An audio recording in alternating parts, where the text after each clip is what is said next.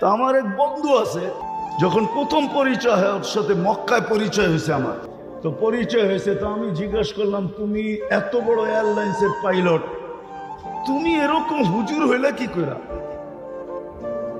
তোমার তো হুজুর হওয়ার কথা না, তখনও সে রানিং পাইলট, তোমার তো হুজুর হওয়ার কথা না। তা হাসতেছে আর বলতেছে, মুফতি সাহেব আমার জীবনের কাহিনী আছে।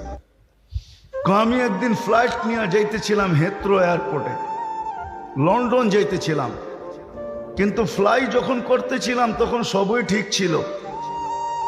যখন হেথ্রো এয়ারপোর্টের ইংল্যান্ডের সীমানায় ঢুকে গেছি, ল্যান্ডিং এর অনেকক্ষণ আগে ওনারা ভালো জানে সব চেক করতে হয় সব ঠিক আছে কিনা, আমি ল্যান্ডিং করতে পারবো কি পারবো না। বলে যখন আমি চেকিং এ গেছি তো দেখতেছি যে আমার চাক্কা নামবে না। তো আমি টাওয়ারের সাথে যোগাযোগ করছি যে আমার সিস্টেম তো বলে আমার চাক্কা নামবে না, আমি তো বহু দূর থেকে আসছি, 8-9 ঘন্টা ফ্লাই করে আসছি, আমার তো ফুয়েলও নাই, তেল এতটুকু নেই যে আমি আমার জায়গায় ফেরত যাব। হয়তো বিমান ক্রাশ হবে, নাইলে যেই সিস্টেমে ল্যান্ডিং ওই সিস্টেম আমাকে ল্যান্ডিং করতে হবে।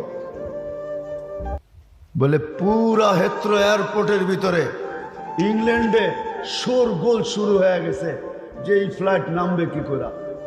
কিন্তু ওনারা ভালো জানে এরকম পরিস্থিতিতে ফ্লাইট কিভাবে নামে, সিস্টেম আছে দুনিয়াতে, তোরা সমস্ত ব্যবস্থা রেডি করছে। কিন্তু ওই পাইলট বলতেছিল, শোনো, হঠাৎ আমার একটা কথা মনে উঠছে যে আমি একদিন লন্ডনে ডিউসবারি মার্কাজে, ইঞ্জিনিয়ার সব চিনেন, ডিউসবারি মার্কাজে বয়ান শুনতেছিলাম যে আল্লাহ সব পারে, আল্লাহ আল্লাহ